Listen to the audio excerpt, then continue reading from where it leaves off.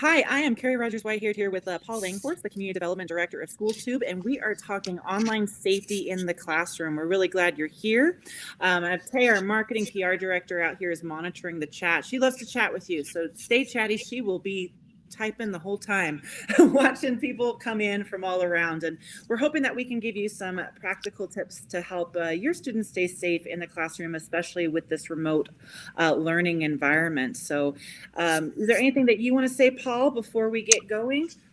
No, I'm just excited to be here and looking forward to kicking this off. Wonderful. So I'm going to get going, and then when I get to your section, Paul, I'm going to kind of turn my screen off and then move it over to you. And we're excited. Well, we Okay. got a lot to cover, so we're going to get moving here. Okay. So this is online safety in the classroom. We're going to be talking about, we're going to go into privacy and safety trends. We're going to go into some cyberbullying, and then Paul is going to go into specifics about what SchoolTube can provide for your classroom and on some of these privacy, online safety issues as well. And then we're going to talk about some practical tips of what teachers can do around privacy, safety, and cyberbullying. And then we'll leave a little time for questions at the end. We'll also leave all our contact information. We want to help you help the kids. And in this remote learning environment, it's all shifted and we can all help each other, right, Paul? That's correct.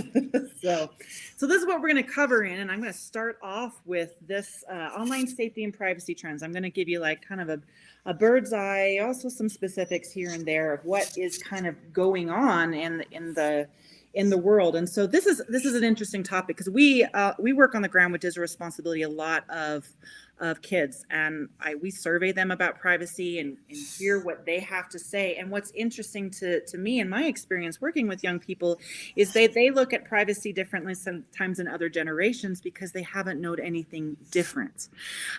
So some of this privacy has to come a little bit from us old folks who have known a world where our ultrasound picture wasn't posted on Facebook, like a better word. But there is more movement and conversation around these online safety and privacy trends, but there definitely is that generational divide, which I feel like teachers can kind of mentor younger people on this. So these are some bigger trends going on there.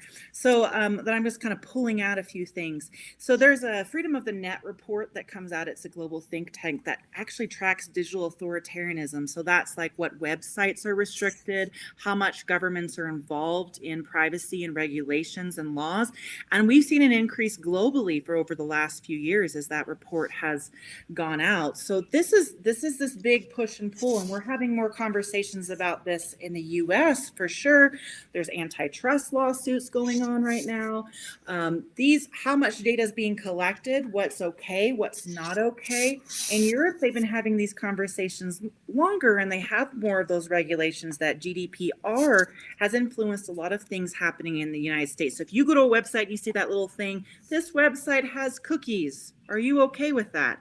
And you click yes or no, or you're like, why does this pop-up mean? A lot of that came from those regulations in Europe, because if one country or region is doing it, other places are going to do it too, because we're all kind of interconnected on the web. Other topics I'll just kind of pull out here is there, and we work with law enforcement out here, the Internet Crimes Against Children's Task Force, and there is this push and pull between privacy, law enforcement, safety, and freedom. And it's hard because as consumers get more privacy and they get more encryption and all of it, it also makes law enforcement have a harder time to do their job. So we're seeing this play out in real time and in our experiences. There's been a number of states that have introduced, Utah is one of them, some bills around AI facial recognition. So there's debate about what should be allowed, what shouldn't be allowed, what should devices be able to gather. What's the consent look like in this term biometrics? What can they gather? That's like your heart rate, your fingerprints, your irises, all of that is biometrics. So there's data beyond what we're putting in a Google search term. There's all of this stuff what about our biometrics? I've seen conversations around like all of our Fitbits and other devices. You can know a lot about a person from their gait, from how they walk, to how fast they walk, to like their heart rate. All of this is biometric data. Where is it going? How is it stored? Is it safety? There's a lot of these online privacy trends going going on. But we also have a generation that we're working with who this is new to them, and they might not have thought about this because it's just kind of, this is new to us, but for them, with their like lifespan, it might not be that new. So these are some larger trends. And I know Tay's chatting with a few of you in the box. I don't know if you've seen some of these as well, or have concerns, or maybe there's some good things in your opinion about it. So you can add it in there. Another one of these larger issues is what's been happening with TikTok. So it's fascinating and kind of scary, is that digital authoritarian piece I brought up. But in June 29th, this past year, 167 million users in India lost TikTok all at once. I was listening to an interview of a creator there that all of a sudden part of her livelihood was gone, and she can't even access her old videos. It's wiped out, gone. Now, that's an ethical debate it's still banned, by the way. It's not back by any means. There's a bunch of like TikTok copycats out right now in India, but it was a lot because of a geopolitical issue.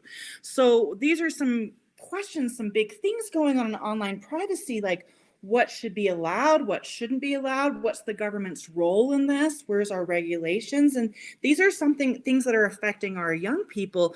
There was talk of TikTok going away last fall too with the Trump administration.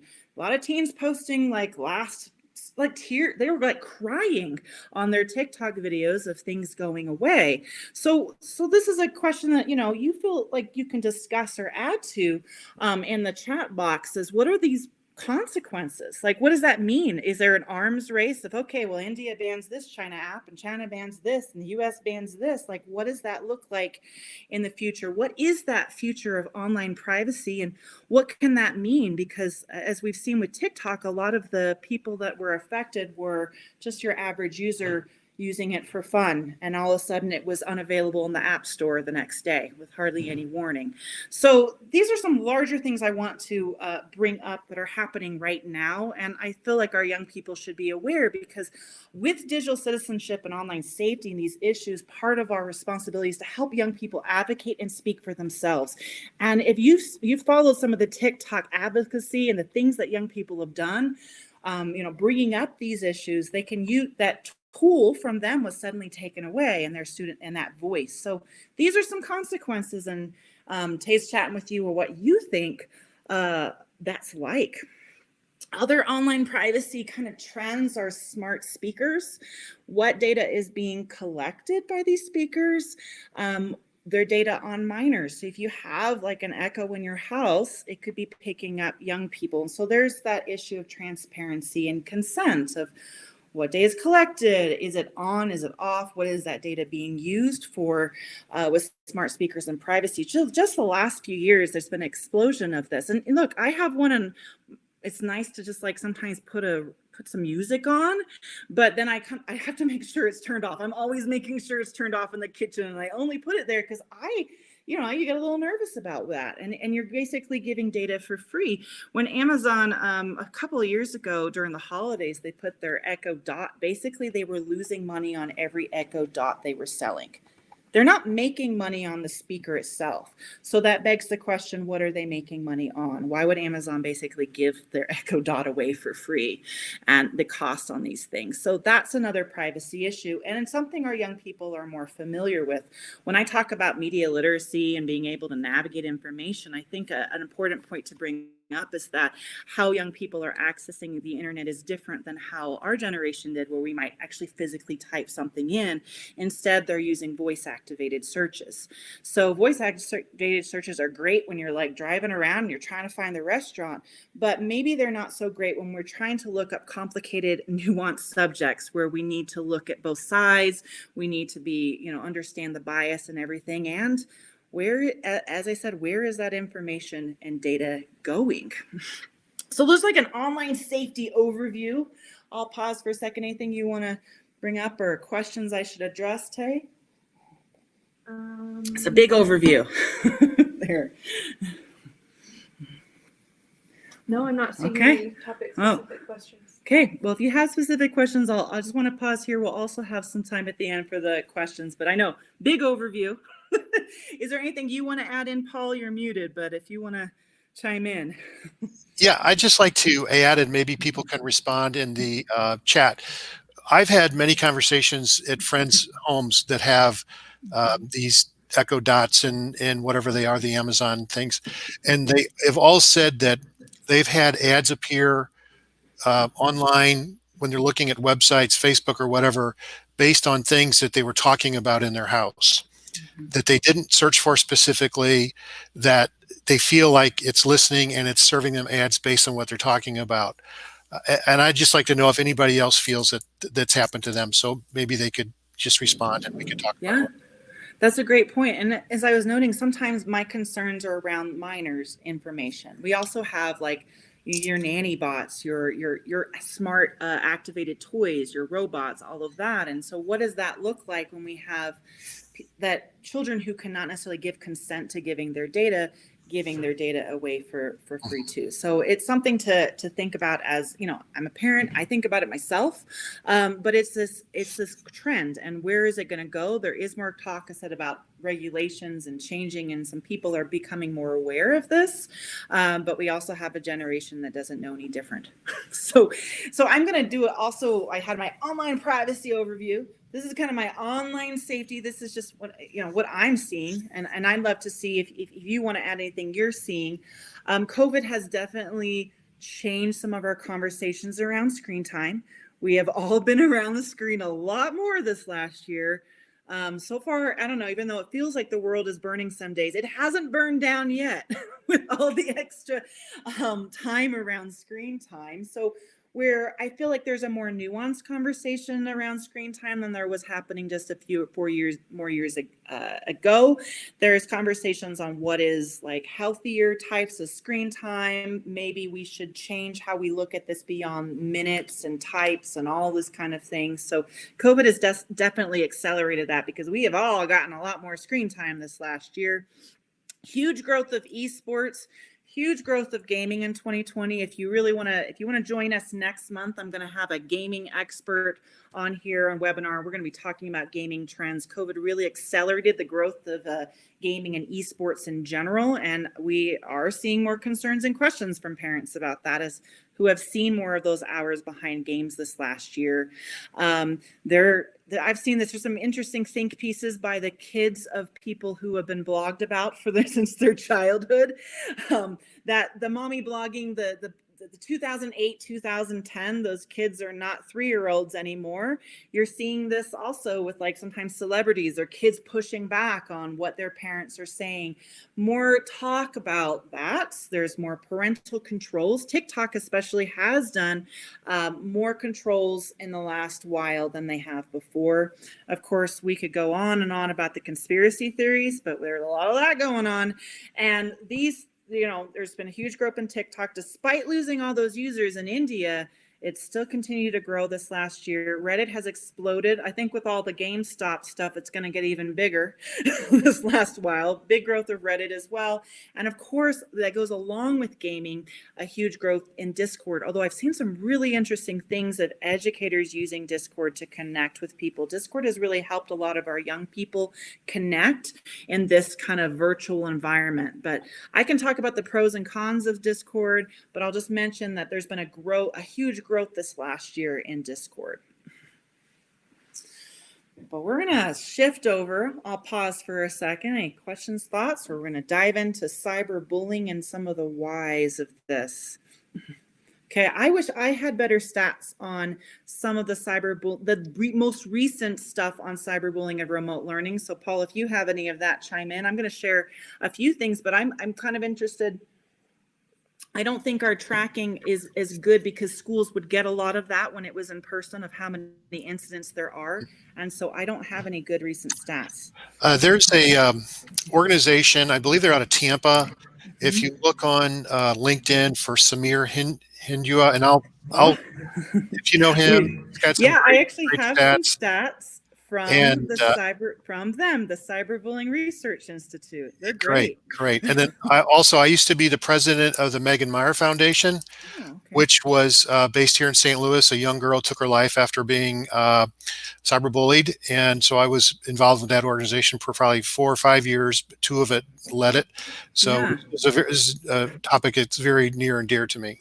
No, thank you. And I'll pause at like the end of the section before you kind of take over if you want to add some more. So this is some of the more recent cyberbullying research I can find, but you can see that we really do need some better 2020 stats. And I am very curious. Tay and I were talking about this before the presentation, because a lot of our reporting comes from the school, and when schools are virtually, we're missing that. So that we definitely need some better research on that. But in general, according to the Cyberbullying Research Institute, and this is over a 12-year period of time, we have had an average rate of about, this is like high school students, middle school, secondary students, about 28% have been cyberbullying.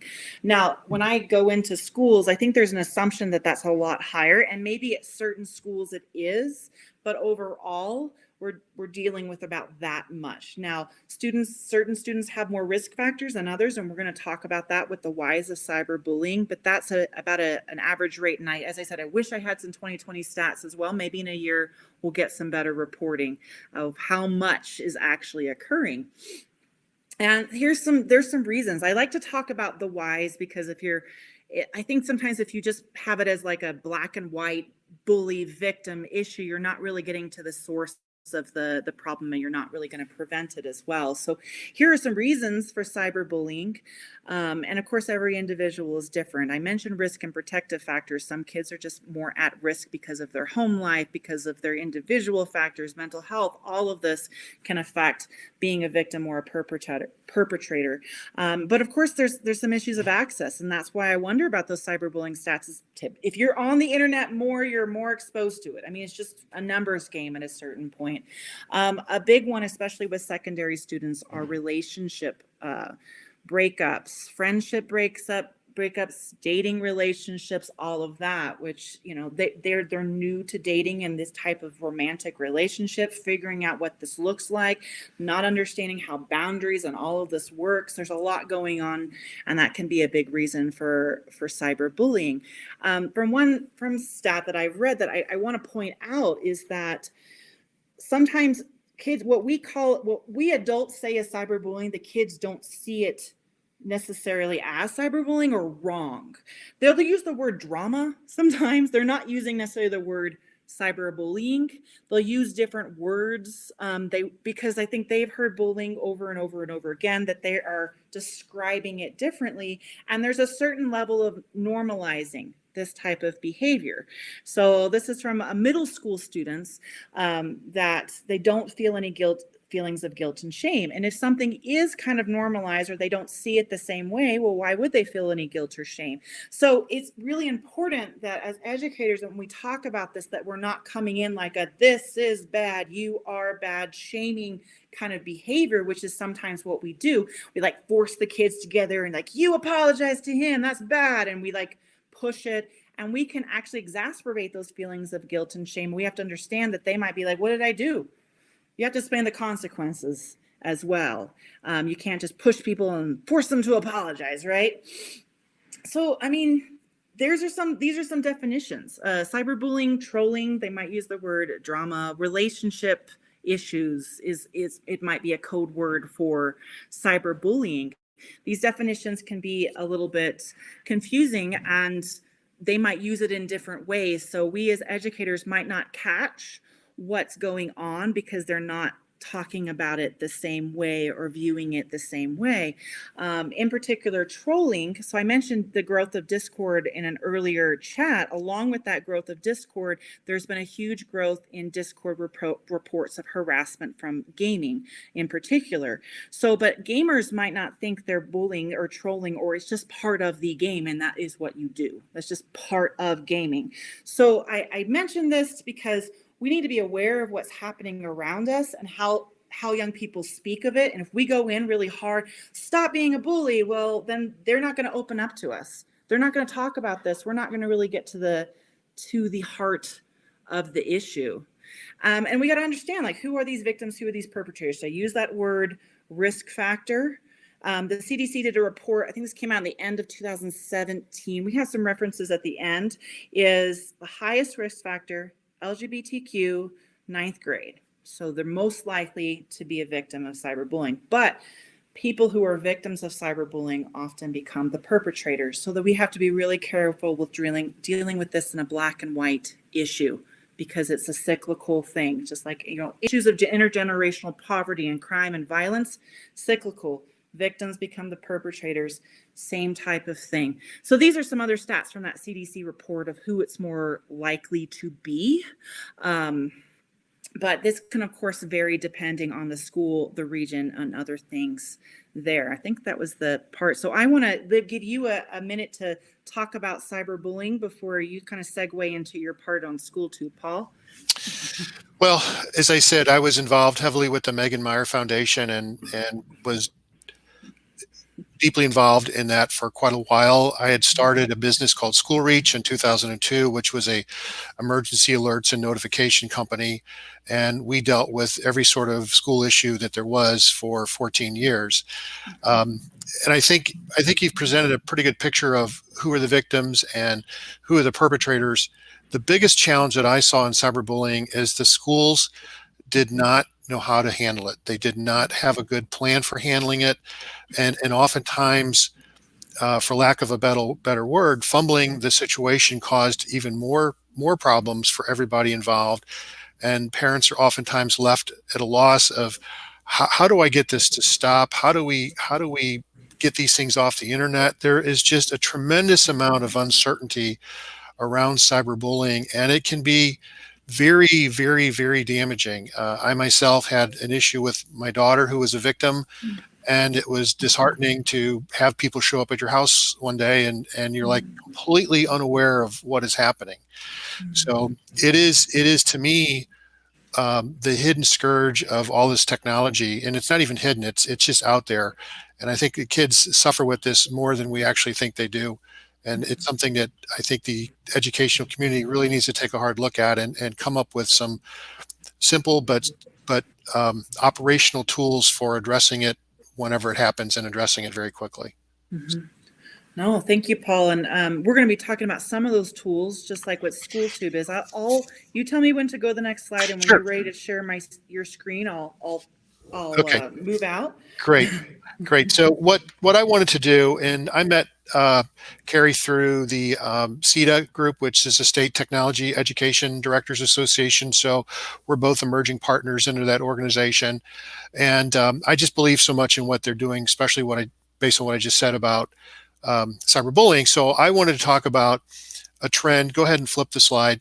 A trend in education, which is the growth in sharing of videos through the classroom. There, you have the apps, which are very popular, but go ahead, flip slide. But what's happening now, because of COVID-19 and the growth in remote learning, and also just trends in general, video is being used more and more and more in education. It's used by everything from gym teachers to STEM teachers. It's used to show lessons that either the teacher creates or that they find someplace and share, but it's a way to augment the teacher's lessons without more live instruction or in place, or to augment the live instruction. So, and it's really kind of a perfect time for all this, because kids today grow up video ready. They are literally, as you said, born with their ultrasound being posted. They grow up. I have a 1-year-old and a 2-year-old granddaughter, and they're constantly looking at a phone. So they grow up surrounded by video, using video. And on top of that, there's so many ways to produce video today to make it easy for really just any teacher, anybody with even low-level skills to create something. The challenge is the teachers want to use the video in the classroom and at home, but there are challenges with, well, what is going to be shown with my video? If I put a video about my gym class, is there going to be related to exercise videos from older people that I don't want them to see if I send them to YouTube? Because these mass market tools that are out there like YouTube and Vimeo and whoever else, they're all about eyeballs and generating ad dollars, and they want to get you hooked. Just like those TikToks, they want to get you hooked to watch the next one, the next one, the next one. So the challenge is, well, how do I use video? How do I share my videos, but doing it in a much more safe and controlled way? And if we go to the next slide, I'll show you some of the options that are out there. So probably the number one platform that's in use, because it's the 7,000-pound gorilla, is probably YouTube. Tremendous amount of teachers and schools use YouTube. It's feature rich, it's got deep content and so forth. But the cons are that there's so much unwanted, inappropriate material on there that it just is a threat to the good content that you put out there. And it's also heavily blocked and restricted in K-12 networks. When I talk to school IT directors, within the first 5 minutes of the conversation, they say, I'm looking at SchoolTube because we're trying to find a safer way to share videos in the classroom. I mean, within the first 5 minutes that comes out. So if it's at the IT level in the district, you know it's in the classroom. Some of the other ones like Vimeo is used, probably not as much. There's more fees associated with Vimeo. It's not K-12 focused at all. Flipgrid is very, very popular. Oh, and by the way, we've got a poll up on the side there if you'd like to take that. We just asked a couple questions about, are you sharing videos? And then if you are sharing, what are you using? So if you want to take that, that would be awesome. Flipgrid is very popular. It's more of a Q&A type thing where you invite your students to a grid, so to speak, or an issue, and you say, what did you think about the book? And they record something short back and forth. So it's not really an application for creating large-scale content and channels and so forth. It's more of a two-way thing between the teacher and their students. And then there's one out there called Safe Share TV, very focused on the YouTube process. There are some restrictions, especially to get more and more of the features, you have to pay for them and so forth. So I think based on what we do at SchoolTube and what we see, our service, if you flip to the next page, is kind of the best of both worlds, or best of all worlds. And I'm going to be showing you some specific things coming up next. But because I work for SchoolTube, I think it's important to point out that we are a K-12 focused group. The thing that is most important about us is that we are moderated, that we control who comes on the platform, either by individually researching the teachers that come on or through single sign-on processes between school networks. SchoolTube is unblocked on school networks so that you can freely share your materials without having to fear about the network blocking it and the kids not being able to see it. And it's just loaded with features, from recording to uploading to storing and so forth. And it's just used across the spectrum of K-12. I always like to say school life is on SchoolTube. Everything from the classroom to the boardroom is on SchoolTube. So let's take a look at 4 or 5 real specific things you can do. Go ahead and flip the page. So just stop sharing? No, right? no, go flip. Oh, okay. Sorry, I thought I was going to. That's all right. That there. After the next one, we'll. Oh, the next one. Sorry. I thought we were ready. Okay. Make sure I'm going to move back. I have to move back over here. And then I'm going to go to the next slide, and then I'll have you share and show right there, what you're up right to. there. Okay. All right. So this first one is called Embedding Videos. And it is the process of taking some code, HTML code or website code, that usually is found under the share link of the video, and then cutting and pasting that into a web page. What that allows you to do is show the video on your website. So it could be the school's website, it could be your teacher page, it could be your LMS system, it could be something that you've created like in Google, what do they call them? Google Pages, I think. It's in part of the G Suite application. But the whole idea is to take a video that you've uploaded to SchoolTube. And again, some of these features and functions can be found on these other services. I'm just using SchoolTube as an example here. But what you want to look for is when you're doing editing, look for the sometimes it's like the less than and greater signs back to back like that, or the text editor. It'll say text editor, or edit HTML, or embed media, or source code. That is where this takes place under that web page. And then you can find Also, if you don't know how to do it, if you just Google how to embed a video into XYZ, how to embed a video into Canvas, or how do I embed a video into Weebly, you'll find 5 or 6 steps very, very quickly, and it's really, really simple to do. So what I'm going to do now is I'm going to share my page, and I'll just show you a few things here where this works.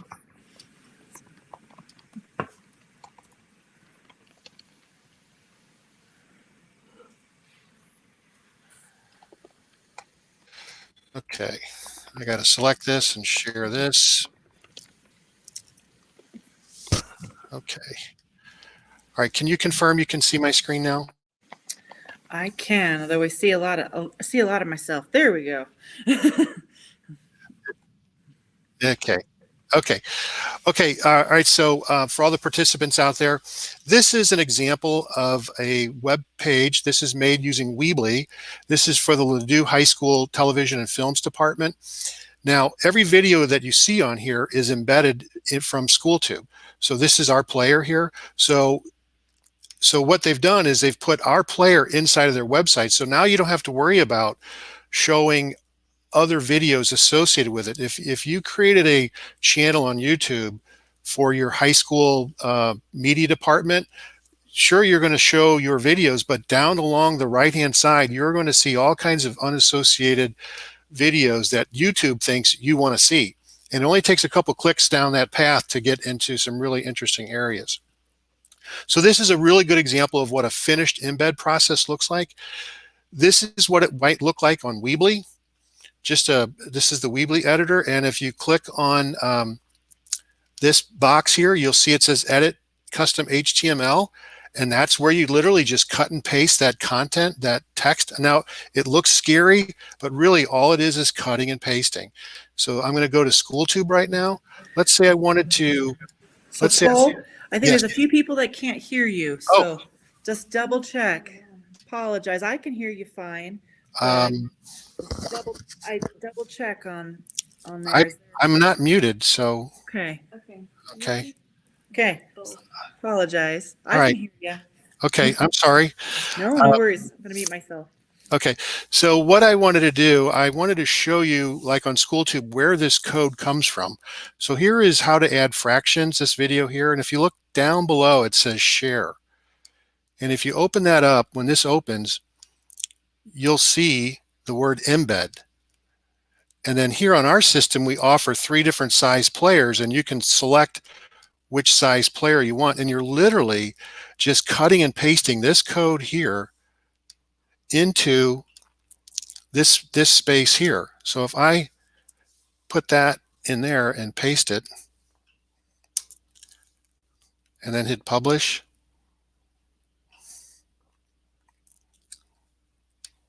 you'll see now that that video has changed. It's that easy to embed a video into a website.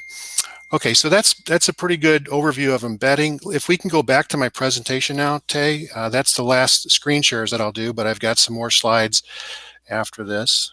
I need to stop sharing, I believe.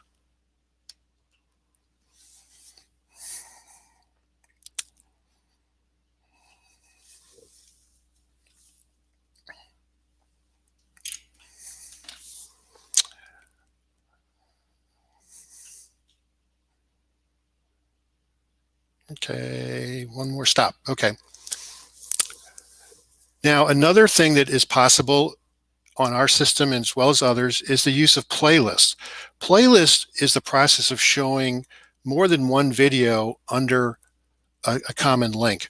So in SchoolTube, you go through the channel area, and then you navigate to playlists, and then you can take the individual videos in a channel and then associate them into a playlist. And the nice thing here is this is a completely different page than a normal page on SchoolTube. So it's going to show the target video in question, and then it's going to show the series of videos on the right-hand side.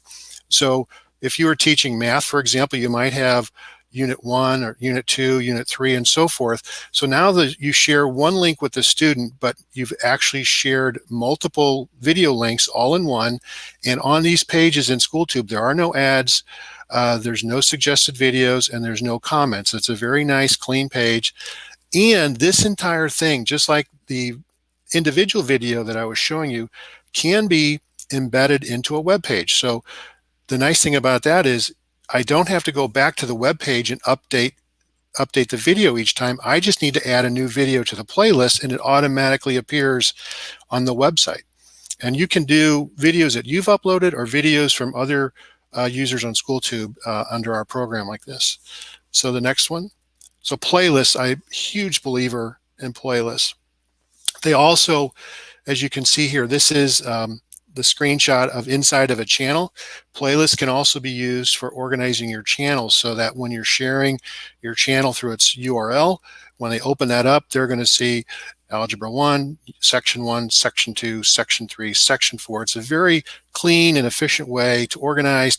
And those playlists, each one of those playlists can be shared in its entirety, or you can focus on a specific video and then share that. And then the playlist opens with that video being number one up. Next one.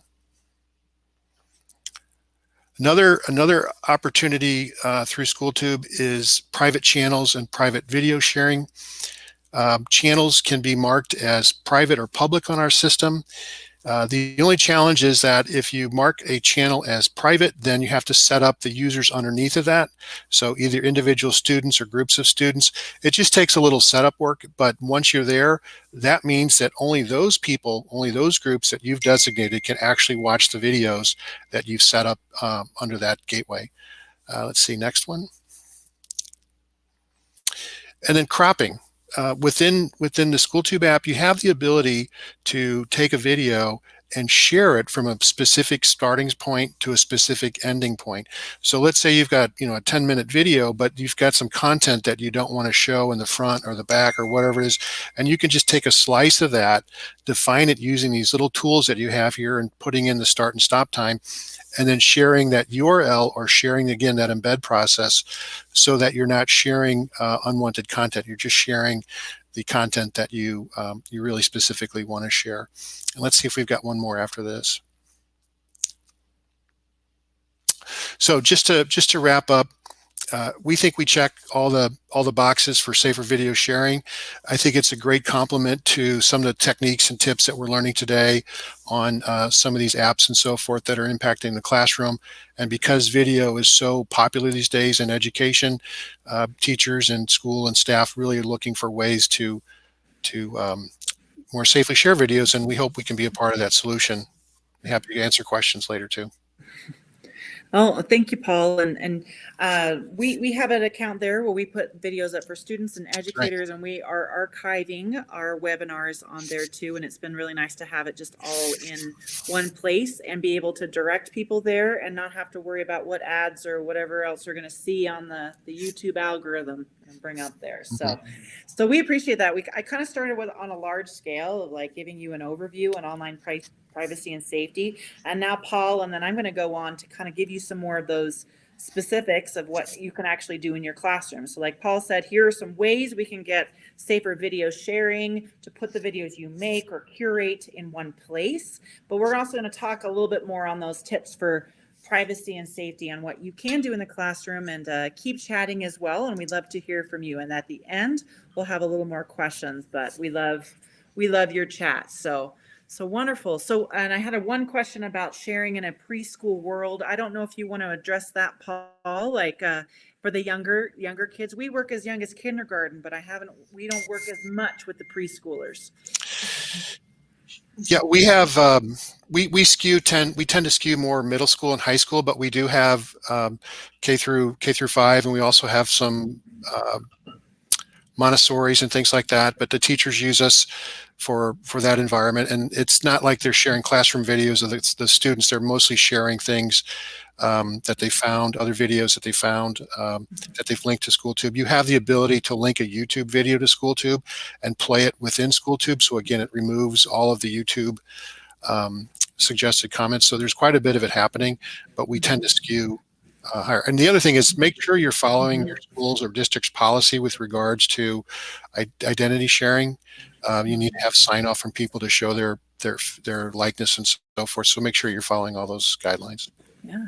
No, thank you, Paul. And I'm glad you mentioned the comments, because sometimes the comments are YouTube is where For lack of a word, the word drama happens. Yeah. For sure. Yeah. So I'm going to share some more privacy tips as so we can have more private video sharing, private lists, but there are some other ways to have this privacy. So, and a lot of schools are doing this. I know this is also happening in libraries, but you can just get HTTPS everywhere. So the Electronic Frontier Foundation, EFF, actually has like different plugins that automatically make all of your websites HTTPS. Now, if they're not already that way, then you're probably not using Chrome, because Chrome started making this shift a few years ago and like not linking to sites that don't have that. But if you really want to make sure that things are secure, we want to make sure we have that little S onto the HTTP to make sure that that things are safe, that there's less, if transactions or data is going back and forth, it kind of protects that. So there are some great apps there. I'm a big follower of DuckDuckGo. There's also Privacy Badger, having those secure browsers. So what happens is the kids get Chromebooks. There's only Chrome, and then there's some great plugins for Chrome out there for privacy as well. But having some of those other browsers that don't track as much can be another tip for especially those shared computers, and getting it on your phone as well, because you get an iPhone, Safari is going to just be like the default, or you get the Chrome, that's going to be the default, but you can definitely get those apps as well for your mobile devices, because sometimes we're better at protecting our privacy on our desktops and laptops than we are our mobile devices, for sure. And so of course, hopefully you're using some anti-spam malware and everything, but those are a couple of suggestions on those privacy tips, and there's some more. So here's some more specific privacy app software suggestions that can be used in some classrooms or homes, or however you want to do it. There's a really great site, and I'm just going to go through a few of these, privacygrade.org. If you are looking for a different app that you're like a little bit unsure about using in the classroom, they rate the apps based on their privacy. So you have kind of an outside person looking in on that as well. Now, I like Signal because it's end-to-end encryption, but teachers often communicate with students as well. So I don't know if you're using a specific app. I know it's like one that I've used is Remind. If you're talking to a lot of students all together, that helps protect their privacy, because if you just have a group chat, you're sharing the cell phone with everyone. And maybe there's quote unquote drama going in between some of the classmates, and now you've just given out the cell phone number of your students. So using Remind or some of the other ones, if there's other suggestions, can really help with those privacy as well, and can also help with any potential harassment and things out there. So these are some other suggestions. I know I bought also RoboKiller because there are so many spam calls nowadays too. It's been a pain for sure. Is there anyone that you want to add, another specific privacy app software, Paul, before I move on? I think you're about to say something. I was trying to read one of the chat things. Oh, oh, I love to hear some suggestions, and I wish that there were more app reviews on like what data they actually took than the functionality of the app, because you don't always know what you're getting into. Okay. So if there are issues, of course, your school district, your school has their own reporting functions. But if there are other things going on, you can report it to these agencies. So missingkids.org is where that National Center for Missing and Exploited Children are. And they have those cyber tips lists that you can suggest things to. There's an internet complaint center. And unfortunately, I have to share this one because human trafficking is an issue in our schools, and there are students that can be victims of this, and there's hotlines for some of that. I'm not going into all the details on like what to look for, but I just want to share that there are some places that teachers can report. Now, of course, you want to report to your school, but there are other places to do that. And this is in addition to moderating and using the individual platforms tools to report, hide, block, whatever you want. But sometimes you need to step it up a notch, unfortunately. And these are some places that we can report those things. On cyberbullying, now this is a big issue, and we could spend all day talking about this. So I'm kind of summarizing a lot of stuff on cyberbullying. So those are some of the reporting pieces. But what else can teachers do? And I mentioned this earlier, is that do not shame approach.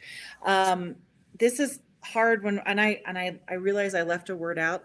Be careful about adopting a no tolerance policy, because as mentioned before, sometimes the victims of cyberbullying are often the perpetrators. It's not necessarily this black and white issue. So if you got to be careful with those no tolerance policies, because you can end up hurting the victim as well, and like kind of perpetuating that a little bit. So do not shame. I mean, I don't, and I feel like at a certain point, our young people have seen so much online that adults have been doing. Why would they even listen to us at a certain point, right? So I think that we need to be really careful how we talk about this, keeping them busy. And this has been an issue, especially with schools closed, as after school programs, there's a lot of great research to show about how they add those protective factors for young people because they're busy, they're engaged. It's that some of that piece that I mentioned earlier on cyberbullying is because of boredom and opportunity. They're not malicious, they're not bad kids, they're bored and they just get into mischief. I guess, I seen it as a parent. I remember when my kid was little, if I wasn't watching and he was bored, he would get into like the sugar and the sweets and climb on things and toilet paper and all of it, right? When they're bored, they get into trouble. So keeping them busy is important. And this in remote learning, how do we keep them busy? Are we doing polls? Are we trying to make things interactive? What are we requiring on their cameras, their participation, all of that? Because when our brains drift and we get bored, sometimes we don't do the things that are best for us. And I mentioned those reporting functions as well and also helping the students know to report and empowering them, like letting them know that they can do this, they can report, they can speak up, that they are welcome to do it. Here's the tools, here's how you do it, especially with our older kids. We might have to step in more with our younger kids, but them reporting and sometimes dealing with these together with the adults can help empower them for more as well. So other ways to keep our classrooms safe. So this also relates to some of these privacy issues. So I don't know what kind of learning management systems you all use, but there are ways to limit the amount of personal data that's collected. And so I sometimes feel for students because they don't always get a choice on what type of platforms and apps and devices that they use. They don't always get a choice on what information about them is shared. We adults share their information since they were born, and they're dealing with that at school too. So there's some great plugins too. These are available. Some of these are Firefox and Chrome or whatever it is. Plugins, Disconnect, Ghostery, Do Not Track is a few of them there.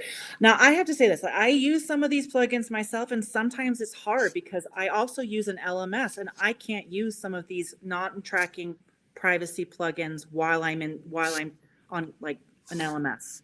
So there's this disconnect there. And so I feel like we as educators could do better about allowing some of this privacy for our students too. So that's my soapbox there. Making sure things are updated, making sure links and everything are reviewed, and what's going outside the LMS. Like Paul was saying, are we just linking things to YouTube? What else are they going to find there? Can we embed things instead of just link things on some of our LMS and our curriculum and our programs there? And so I know I've covered a lot here. I tried to go kind of fast because I want to leave about 10 minutes left. And Paul, I want you to see if you want to add anything of those practical solutions. We threw a lot of tools at you that we're hoping that can help you keep your kids safe in the classroom. Well, my forte is basically the video side of things. So, and I think I provided 4 or 5 real actionable things that you can do with either SchoolTube or whatever platform you're using to try to more safely share videos. So I hope you, and I'm going to try to, I'll make a specific video out of just that section, and I'll share it back with Carrie, just so it's a little bit more focused. I know we had some problems with the sound quality, so hopefully it'll turn out a little bit better than my little segment, and feel free to look at that. And Tay will be sharing this as well, and then Paul, and we really encourage you to keep in touch. So here's some of our information. I'm going to switch back. I have a lot of references, but before I switch back, I just want to plug that we are talking gaming, trends, and mental health next month. So some of the benefits of gaming, hear from a gamer. learn what's happening in the world and the future trends in gaming, and we'll be back next month as well. But I'm going to go to references and Q&A, and I'll put our information up here. And so Tay has some questions as well. So Mark, and maybe you can help answer this question, Paul. Does anyone know if this services transparently certify the accuracy and truth of videos on the platform? Do you want to add a little bit on that piece? Our program is more or less self-policed. We validate the fact that the uploaders are teachers or school-related personnel, and so at that point they're a trusted moderator. We do not specifically look at the content that they have placed into our system. And students can upload videos, but they can only be uploaded after a teacher approves them. So there are some checks and balances, but we're not looking at each individual word or image that's in there. And that's a big thing. I mean, I know that Facebook and some of those platforms under pressure have been hiring more teams of moderators, but it's a huge issue for sure. I had a media literacy webinar that I gave earlier, and one of the sites that I like to use is allsides.org if I am trying to look at bias in the media and try to get the facts. That helps me a little bit, but that's not a video as much as it is a content. Right. Other questions out there or comments? Tay's looking through some of our sources. I have references here. There's lots of, if you're seeing what I'm referring to specifically, we'll send this out so you can look at it. Questions you have, Paul, or things you want to add? No, I'm looking forward to the next event though. That's gaming. Yeah. Yes, we're gonna be geeking out and talking about just the changes and the growth of like esports and streaming and all of it, and gaming influencers too. So and talking about it from a mental health component as well. Yeah, so. I'll just make a personal aside. I've heard so much about TikTok. You know, I'm 58 years old, and it's not in my. If you're 21, you're too old for TikTok. So I downloaded it on my phone just to see what it was about. It is the most addicting thing on the face of the earth. And I had it for 2 weeks. I literally ended up taking it off my phone because I wasn't getting anything done. And you can type in any subject, and there's 7-second videos on it. And I watched some friends of ours and their kids interact with it. And to me, it's just senseless. But there's a little good in everything, but I don't see it. I had it. I was investigating it back in 2018 when I first started hearing about it from some of the kids. And I will say this: the video making interface, when you compare it like to Vine or some of the other, like back in the day, to make a video is easy. It's like so simple, and so I can get why they're using it. It's just the video editor, it's all there. I think the main thing, just like the early days of Facebook and Instagram and Snapchat and all that, there's so much of that is staged, and it's all to get likes, it's all to get views, it's all to make money. And I think kids have a hard time figuring out sometimes what is real and what is staged. That is a big issue. And I liked that question by Mark, and I wish there were more answers for you, Mark, that we could do more of this verification. But a lot of this is dependent on the platforms and them making those decisions. And as we've seen in the news, they have been hesitant to make some of those fact checking until a lot of public pressure. I will put in a plug for a group that I'm aware of. It's called Cadoodle TV. They skew younger, much younger. And they personally review all the videos that they put up. So that's a pretty good program, but it's just a segment of and it's more kids, real young kids type programs. I hadn't heard of that. Well, thank you. Well, Tay, I'll pause one more time if there's other questions we could address before we wrap up. No. Okay. I'm glad the chat, and we appreciate the questions, and we're glad to have you here, Paul, and we'd love to keep talking online safety with you. And it's been a great resource to put all of our videos on. And you're right, they're a video generation for sure. All right. Thank you. Thank you, everybody. Thank you. Take care, everyone. All right. Bye-bye.